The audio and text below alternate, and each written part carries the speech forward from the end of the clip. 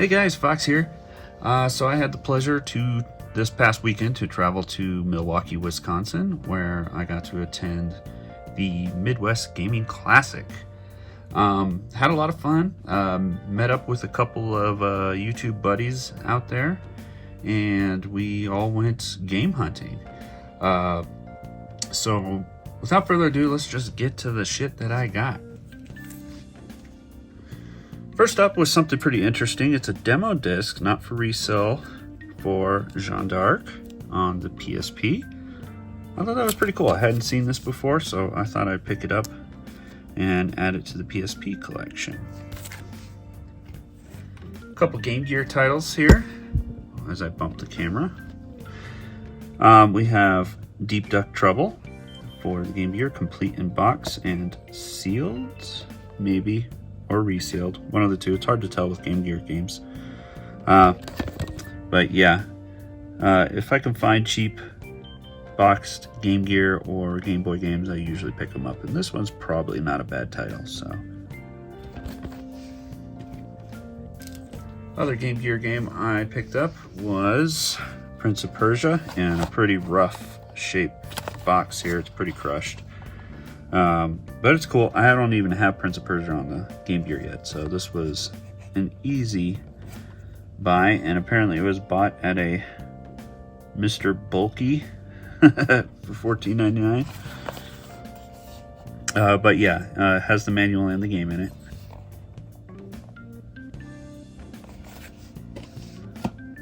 Up next for the DS, yeah, DS game. I haven't picked up many of those lately, but this was one that was definitely on my must-pick-up list, and that's Luminous Arc 2.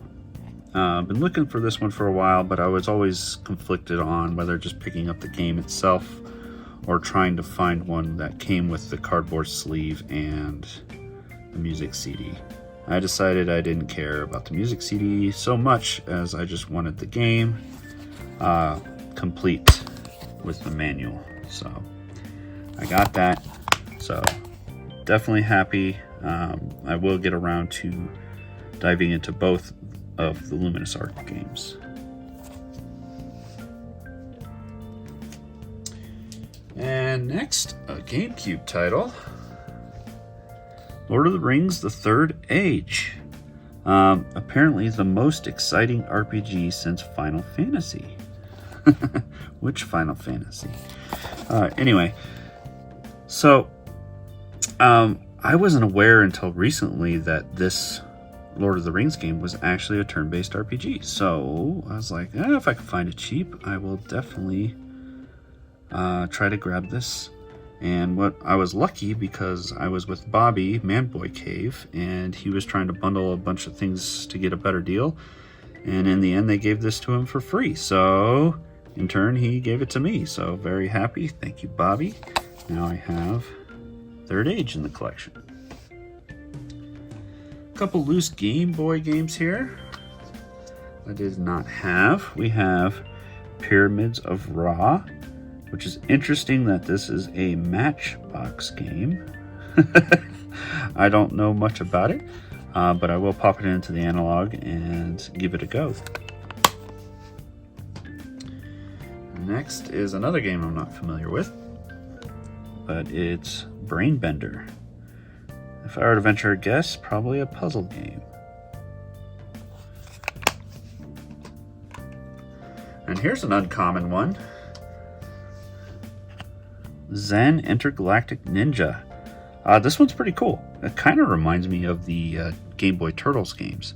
But it's a lot of fun, really good sprite work for it, and excited to get this. What's funny is Alex, Return to Mother Base, was the one who pointed this out to me and let me buy it, even though he kind of wanted it. So we spent the rest of the show trying to also find another copy so he can get one, but we weren't that lucky. So thanks to Alex for this one.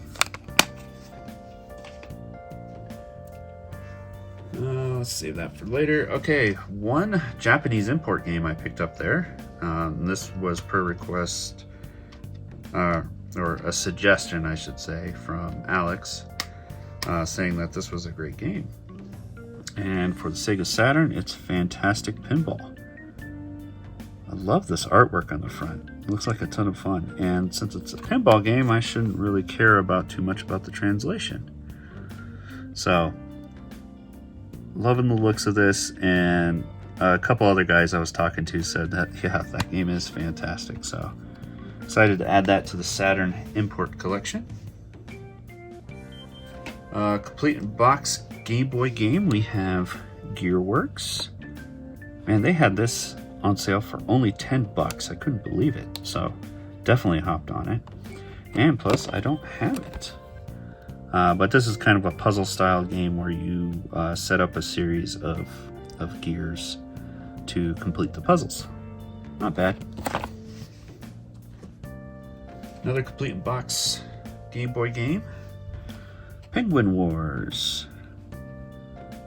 Funny cover here of a penguin throwing like dodgeballs at stuff.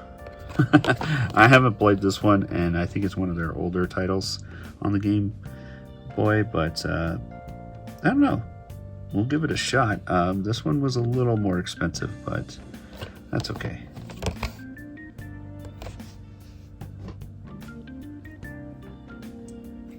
For the PS2, I picked up Growlancer Heritage of War, the limited edition. So this is the one that was released by Atlas. So this is the third game, if I remember correctly, Growlancer game, because Working Designs released Generations, which I think is the first and second game. But yeah, this one's complete. A bunch of shelfware, but the box is mostly intact, which is good.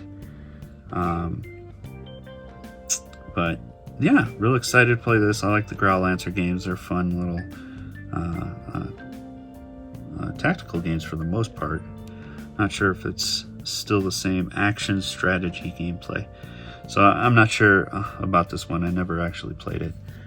Here's all the goodies it comes with, and it did have everything inside. Some buttons, keychain, soundtrack CD, art book, and some lenticular cards. So, very cool. I got two games done by the publisher Premium Edition. And the folks behind Premium Edition were there at the show. So, of course, they were selling all their titles there, or at least everything they had. The first one I did grab, got two of them, was Rain on Your Parade. And I love these. See, they have these like cardboard sleeves. They're nice and thick, and they have this nice little foil treatment. Kind of brings you back to feelings of that Working Design style Care, or maybe like some of the early Xseed style stuff.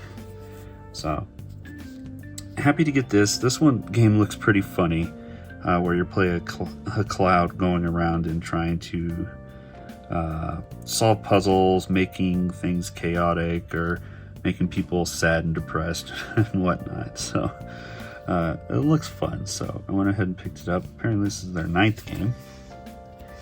And I also picked up Venatopia Awakening. This one looks pretty cool.